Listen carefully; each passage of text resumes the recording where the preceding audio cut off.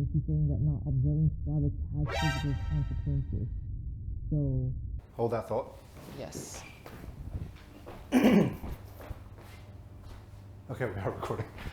I just had a I like the fact that you looked at it halfway. Halfway. I just had a terrible, terrible thought. It's like, I did press that button properly, didn't I? Yes.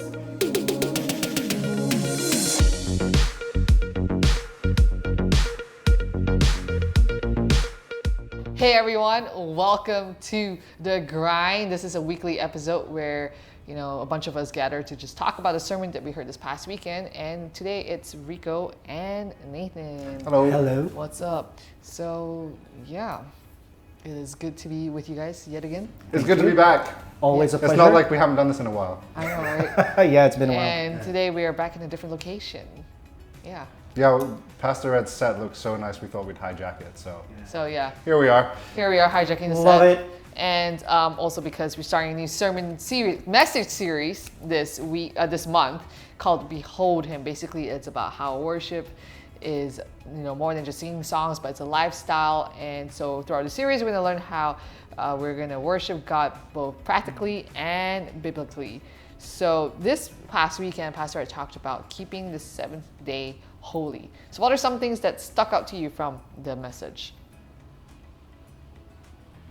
Rico, what are some things that stuck out to you from that message? I think one thing that I remember right now is the part where Pastor Ed said that the Sabbath day is a day of celebration. Uh-huh. So I think it's, for me, I'm being honest here, is when you're working 6 days a week, it gets really draining and stuff like that. It's very difficult for you to wake up early in the morning.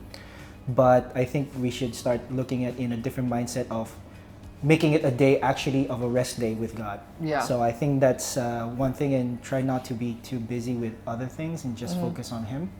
So yeah, so that's what I think. Yeah. I like that it's a rest day.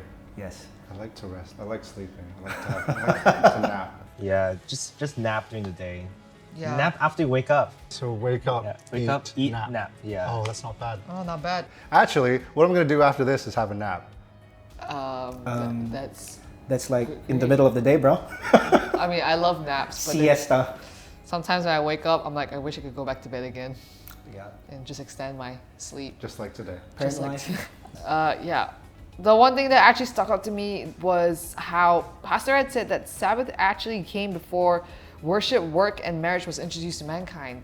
So that was something kind of mind-blowing for me, is to think that this was in place before everything came into existence, right? Yeah. And Sabbath was one thing that was exclusively God's, and He chose to share it with us. So honestly, it's a privilege to observe. Because of creation, right? Yes. Yeah, I mean, Yeah. it's kind of just amazing that, God, it's not like God got tired, He just chose to just rest. And, and He was saying how rest means to breathe in. Yeah. So, and yeah, and us, obviously, He breathed the breath of God into us, and, boom, man was created. And But also that he created everything and just decided to chill. Yeah. And I don't know, and the fact that He chose to share this, with us is kind of amazing. And I know, there's always, so he's talking about having that one day to keep it apart, set apart, and the rest and everything, right? And oftentimes we think Sabbath is Sunday, and some people think of it as a Saturday, right? But for us, it's a little bit different, because especially when we work at church, and so on Sunday, it's in a way our go day, right? It's okay, boom, we gotta be at service, we gotta make sure You have to everything's properly right. switch on. Yeah, it's not necessarily a rest day, but it's a work, I guess, right? So, and then in a sense, it is a challenge, to have, because then our day that's set apart is not necessarily Sunday, but what day do we have, right? So it takes a lot of intentionality on our part. But I think what's crazy about it, though, is that I think as staff, we realize that all of our work pretty much happens during the week, and everything falls into what happens on Sunday. Yeah. So I think that's one of the most important things as someone who works in the ministry full time. And these are the times we also get to appreciate the people in the media and stuff, because they do a lot of things. And then sort of when Sunday comes, that's the time when we try to just rest and be Yeah. part of the worship and Yeah. you know, yeah. Yeah, but I think it's also it's not just limited to us who work on church staff because, I mean, the nature of work these days is that you can't really get away from it. Exactly. Like, I mean, just because working you from home. leave the office or you leave your desk, like, you Doesn't- take your phone with you, so essentially you're taking work with you. Exactly. And then, I mean, there are also people who. how to find you. I will look for you. I will find you. Dun, dun, dun. Yes. So how is it, since we are sort of, as Rico said, working through the week for Sunday, how do you guys find rest? What's your Sabbath then? It's something that does take a lot of intentionality. Yeah, I To- think that's the thing.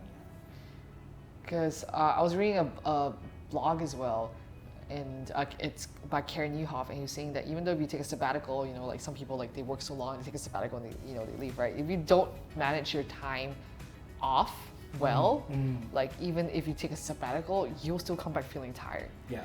So Oh yeah. so basically, yeah, it's also a concept of like how am I personally managing my time off as well. So even if I take a time off, it's not like I turn it off and like, you know, switch off. Like what Pastor said, it's not a holiday, it's a holy day, right? Yeah. So it does take a lot of intentionality. So for me, it's just like I'm setting aside time like, okay, this is my time with the Lord. I am not touching my phone unless I'm referring to like scripture or something like that, or I'm, you know, worshiping the Lord. I think I can associate that with, like, for example, when my wife and I are about to celebrate our anniversary. So for me, I know this is gonna backfire, but for me, it's a time where I need to prepare, like, okay, so we're gonna have dinner, where are we gonna go during that special day? And then once the day comes, it's just you and your wife. The rest of the day is just spending time with her, keeping that time dedicated for her. So yeah, So you have to put time in before, plan everything, so that when it comes to the actual day, you can just rest. relax and Yeah. rest. Oh, it's like you That do makes all the sense. work and Yeah. then you just rest. Yeah. So like the day, so say you have a day off, like with, you know, the same thinking applies. You know what you're gonna do on your day off. You know how you're gonna spend it, and you just try to stick to it as much as you can. Yeah, pretty much. No, it works. Yeah. That sounds good, actually. Yeah. Definitely takes a lot of intentionality to really have that rest because I mean, actually this challenges me as well because I'm just thinking about it that I don't think I've really had a proper rest. Like sure I set time aside and whatever, but I don't think I've really I don't know, had that proper Sabbath. Yeah. And especially because of, you know, you bring work home with you and then again, like you said, work, you know, anyone can get to you and it's so accessible. Yeah. It's like, it really does challenge me to, okay, Petrina, if you want to set time aside from God, you really have to do it. You know, you have to set boundaries as Yeah. well. That's true. And it's something that, you know, we also have to do. Like, you know, boundaries, you know, setting boundaries can be a challenge. And, you know, what Pastor had said is that it was such a good point. He was saying that with Sabbath, there, like, you must rest because working on Sabbath won't yield fruit. He kind of used the example of like, you know, Moses and the manna and all that stuff. And he's saying that not observing Sabbath has physical consequences. So, yeah, in a sense, we have to work, and it's not like, you know, yeah, we want to increase in our spiritual worship, we want to increase in our spiritual work, Yeah. like to God, and also the importance of, yeah, just really worshiping God with God's people, right? Because you know we don't want to just do this by ourselves. We want to do it, you know, with our spiritual community. When you were talking about intentionality, one thing that came in my mind as well is about how we manage our time. Yeah. Like, you know, like, of course, everyone has a lot of things to do. And I think if we really want to make it intentional, we have to really find an allotted time where we can just keep the time for God and just focus on that. Because Pastor Ed did mention that it's not necessarily the seventh day, right? Yeah. It's a day of rest. Yeah. So. Because I mean, some people they choose to rest on Saturday. You know, I mean, for us, our days off are Monday. So how are we, you know, taking Mondays as a Sabbath and setting it apart? God. Yeah. There's another. Yeah. So, what Pastor Ed kind of finished off with was like, how do we keep the Sabbath day holy? And that is that's actually what I like the most about it, because I don't know, it's applicable. So what you just said about like setting it aside, like you said you have to consecrate the day, so keep it separate, and then celebrate it.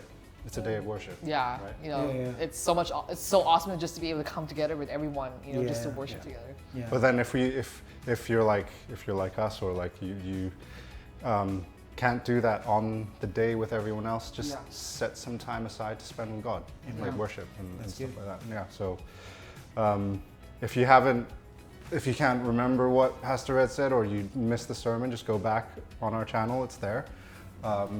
And towards the end of the sermon, he explains how we can keep the Sabbath day holy, and it's all like really, really good applicable stuff. Yeah, very, very practical stuff. Yeah, so something to think about this week, you know, to set the time aside for God and to spend it with Him. And it's important to rest. And we know that at the end of the day, Jesus is the Lord of Sabbath, that He is the ultimate rest that we can find. So I want to encourage you to find the time to really rest in Jesus, to abide in Him, because that's what it says in John 15, when we abide in Him, we will bear much fruit. If we don't rest, we're not going to yield much. And so, and on that note, I think, we're just about wraps up our time here. So thank you again for joining, and we'll catch you next time. Bye. Hey guys.